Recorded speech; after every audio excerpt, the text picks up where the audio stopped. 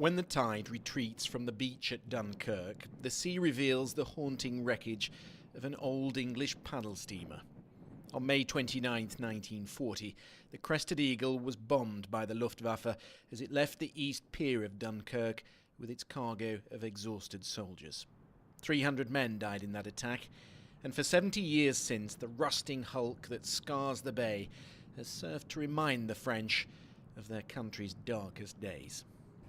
The miraculous escape from this beach has come to epitomise that particular British attitude of a stiff upper lip in the face of overwhelming adversity. Victory from the jaws of defeat. But while the British have always celebrated this Dunkirk spirit, it's never quite translated on this side of the channel. Each generation is taught to respect the sacrifices that were made on both sides.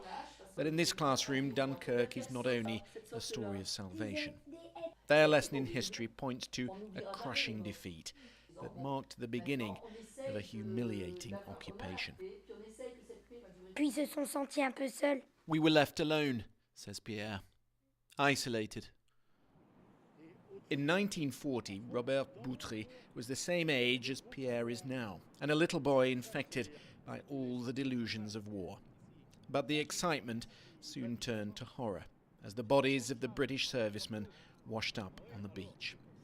Malheureusement, the dead soldiers, the men who gave their lives, he said, were lying here on the sea wall, on the stretchers, and it was hot. Their bodies were bloating in the sun. In all, 120,000 French soldiers were evacuated to Britain, some without any kit and some without even their boots. But their reprieve was short-lived. Within a few weeks, the rump of the French army was returned and defeated again. 91-year-old John Vroland was a marine on board the French minesweeper La Boudeuse. His ship crossed the Channel 8 times to save his countrymen, and he's never quite understood why so many were sent back to face the enemy again. Completely stupid, he said. All those lads we saved, taken prisoner or killed.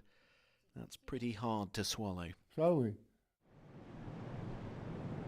On the beaches today, hard to imagine the scene 70 years ago.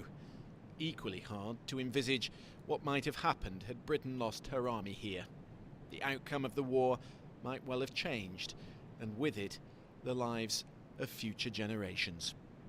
Christian Fraser, BBC News, Dunkirk.